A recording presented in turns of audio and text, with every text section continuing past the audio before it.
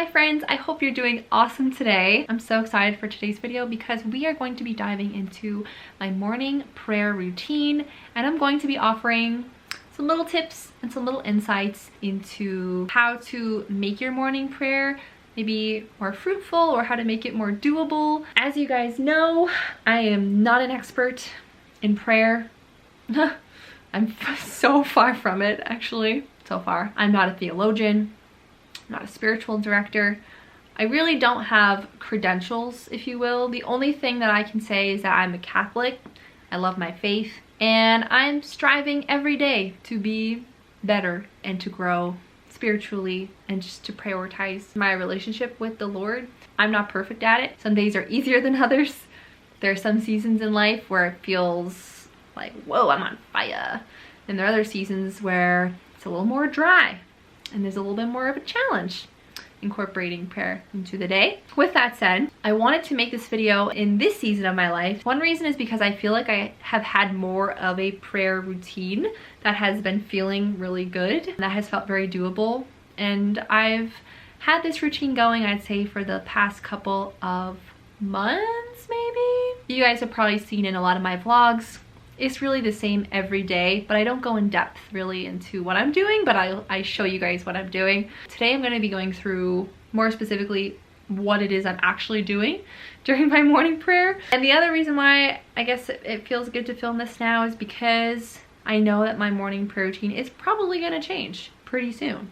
Once I get married, it's going to be a different sort of a lifestyle, so it might look different. So this is also kind of like for memory's sake, you know, so I can reflect back on what my prayer routine was like as a live-in daughter. Third wheel. Love it though. Absolutely so grateful to be in this stage of my life because it's beautiful too.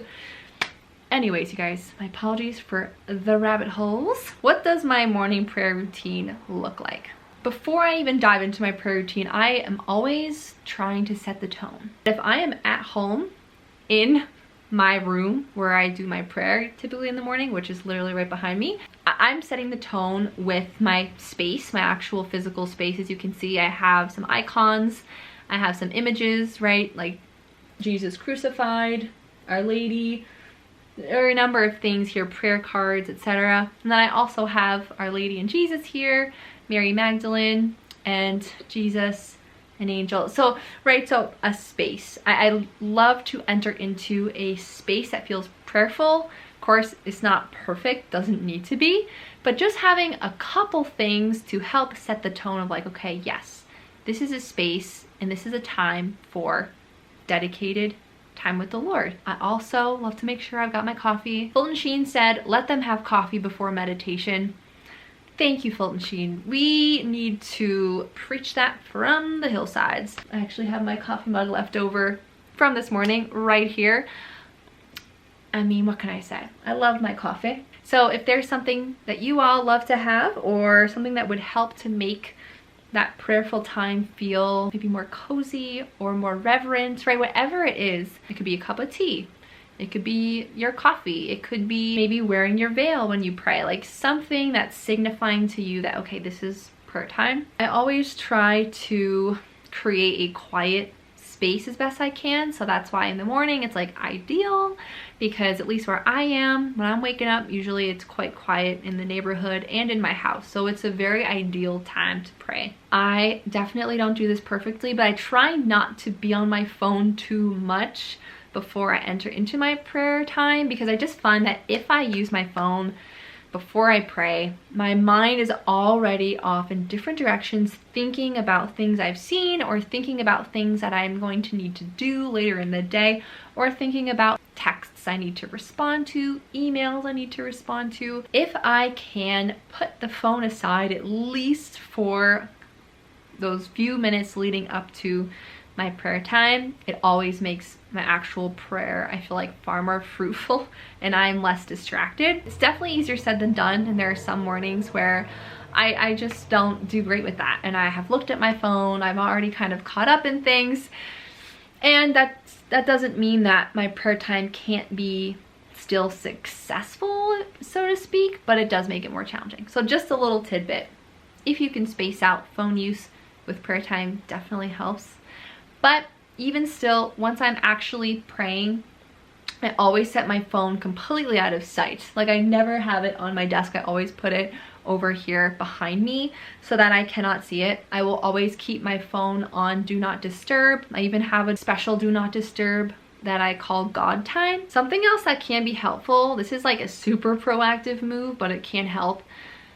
If you're like me and you wake up in the morning and you're kind of thinking about all the to-dos that you have on your to-do list that day, that can definitely impede prayer time. At least it does for me, because sometimes when I sit down at my desk, I'm thinking about work, because I do use this desk as my workspace as well, which is something that I'm hoping to change in the future, because I think that that is not ideal. But that's a side note. Again, we are not all perfect, you guys, far from it. Something that I try to do the night ahead is write out my to-dos. So my to-dos are already thought out the night before.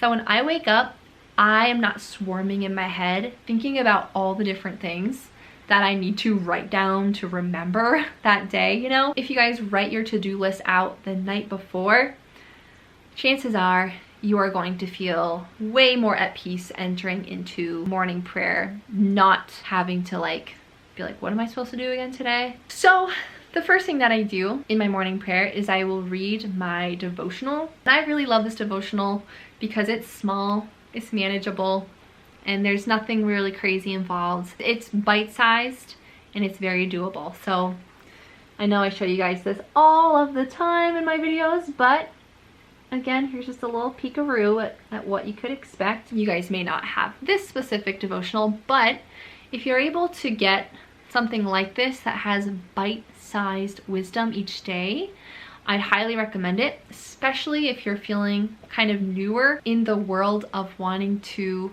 add designated time in the morning to pray and it's feeling daunting. Start small.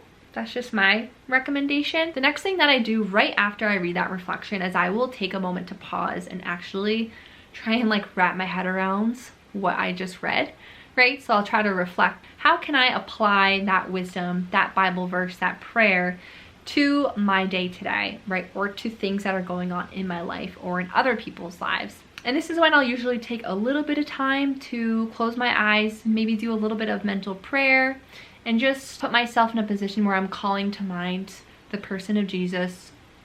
I'm calling to mind different saints. Maybe the specific devotional for that day talked about a specific saint. Then in that moment, I might kind of ask them for some prayers or for some help. So again, that doesn't take a long time. Usually it's maybe 3 minutes. This is not a super long thing, but I just like to make sure that I'm not reading the daily wisdom and then just letting it fly out of my head, you know? So I try and soak it in for just even a little smidge of time and apply it to my life. In that too, I also like to commit to some sort of resolution. So as I'm in that space of closing my eyes, trying to visualize and imagine the person of Jesus and applying the wisdom to my life, I try to listen to God as best I can and determine some sort of resolution, whether that's some way that I'm going to respond during the day, if that's a behavior that I'm going to change that day, if that's a thing I might be feeling called to do or to say, right, to someone, or whatever it may be. I try to make a resolution to actually make a change in my life for that day, if that makes sense. Once that is done, you guys, then I drop right into some prayer journaling. I love prayer journaling. This is my current prayer journal, but I believe I have been journaling since I was 11 years old. So I have flown through a lot of journals. I believe so fully in the power of journaling for mental health, for our faith, for so many things. But that's a whole side note. So what I do in my prayer journaling, I further expand on my reflection and my resolutions that I had made in my mental prayer. So this is where I try to solidify my resolution, actually write out in words that this is what I'm gonna do, or this is how I'm going to act, or this is the virtue I'm going to try and strive for today. This is also a time and a space where I try to sort out any of my own thoughts or feelings that are on my mind, and I will address God during this time. I will actually say dear God, or Father, what do you think? Like, I'm really like kind of conversing with him on paper. I like to not only express those feelings and sort them out, but I also like to express just gratitude as well to God and thanking him for whatever might be on my mind, answered prayers, you know, you name it, lessons he's teaching me. I like to express thanks to him as a part of my prayer journaling. And also a really big piece of prayer journaling for me is making an act of surrender. So really, like, after all my sorting out of thoughts, my asking God for prayers, all these different things, I will just surrender it all to him. And I do that again, writing it out, addressing it to him, telling him and letting, you know, Jesus know, okay, I'm surrendering all of this to you. And I trust, right? And trust is sometimes easier said than done, but I find that writing it out can make it feel more real and more tangible. Like, yes, I can do this. I will do this. You know, if you guys have not tried prayer journaling, I would absolutely recommend you give it a shot. And it doesn't even have to be at all structured. Mine really is not. It's more just like pouring out of my heart whatever it is that's on my mind and whatever it is I wish to express to God in the moment that day. But if you guys feel like, oh, I don't know, I haven't done that before, or it feels daunting, you can even just start with like, I don't know, like a flashcard or a sticky note and just writing something like, Jesus, thank you for today. I surrender every single thing that happens to me today to you, and I unite all my sufferings to you, and I thank you for all the joys and trials coming today. I thank you ahead of time. The next thing that I like to do is engage in some sort of spiritual reading. So I have been bouncing around a lot of different books these days, a lot of books on preparing spiritually for marriage, but another book that I have been reading kind of in the spiritual book realm is Conversation with Christ, the teachings of St. Teresa of Avila about personal prayer. Let me just say, perfect timing for filming this video, you guys. This is absolutely a book I'd recommend you read if you're wanting to get into praying more often, especially more mental prayer, like imaginative prayer, or like personal prayer, you know, not vocal, not like praying at mass aloud, just personal, like talking with Christ sort of things.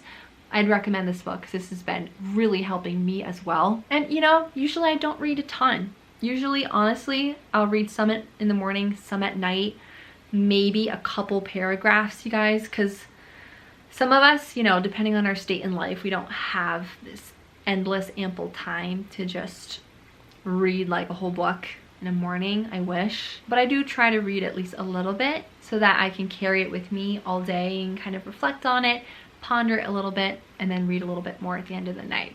Another thing that I like to do, again, right around at the end of my morning prayer while I'm sitting here, I like to pray like a Hail Mary, an Our Father. And I also take this time, if I didn't do this during my prayer journaling, specifically, I will try to engage in some intercessory prayer. So I'll pray for specific intentions for people in my life. And this is also when I will ask for the intercession of saints for my intentions, again, or other people's intentions. Always also entrusting everything to Mary and asking that she intercede as well. Another little tip, just like during this time when you're praying, I don't remember who said it. It might have been a saint. It might have been like Father Mike. I don't know. Somebody gave me the mental image of like, as you're praying, visualizing your prayers floating up towards heaven like incense, and just imagining the saints, Mary, Jesus, right? The apostles, just everybody, like imagining them, and the angels, imagining them like receiving the prayers that you're asking for and praying for. I don't know, just like that stuck with me when I heard that. And honestly, actually like doing that as you're praying, like imagining that happening, does something. It really does. And it just makes, at least it makes me feel so calm and just, oh, you know that feeling? I feel like it also increases confidence and makes you really believe like, yeah, like my prayers are being received. Like this is literally what's happening as I'm praying. Another little tidbit I'll mention here is that, at least in my book, you guys, the morning prayer routine doesn't have to mean all of the praying is done at the same place, at the same time, like during that day, if that makes sense. Like all of those prayers, for me at least, don't have to be said right here. It's ideal if that does happen, where it's all right here, right there. But honestly, a lot of my morning prayer also carries into other aspects of my morning routine. So for example, like many of us, we do have to get ourselves ready by a certain time to go to work or, you know, get the day going. So for me, sometimes I'll have to continue some of my praying like when I'm in the shower or during my commute to work. I might, for example, like pray a rosary during my drive. I have a very long drive to work, so I always have ample time to pray a rosary. Or that might be another time when I would just, you know, start conversing with God and letting him know about things I'm concerned about, or kind of asking for his advice and his thoughts on certain things happening in my life. So these prayers, the whole idea of talking to God doesn't have to be limited to just your morning prayer time, if that makes sense. And in fact, we are called to converse with God and be in prayer all the time. That's just the way that, you know, my morning prayer routine does end up trickling into other morning routine aspects. Also, something that I do when I am putting my makeup on in the morning to get ready for work, that is when I listen to the daily mass readings. So hopefully this can shed some light into kind of the flexibility and the imperfections that can come with having a morning prayer routine. Ultimately, like I said, my routine is going to change pretty soon in the next couple of months. I can pretty much guarantee that, just because my state in life is going to change.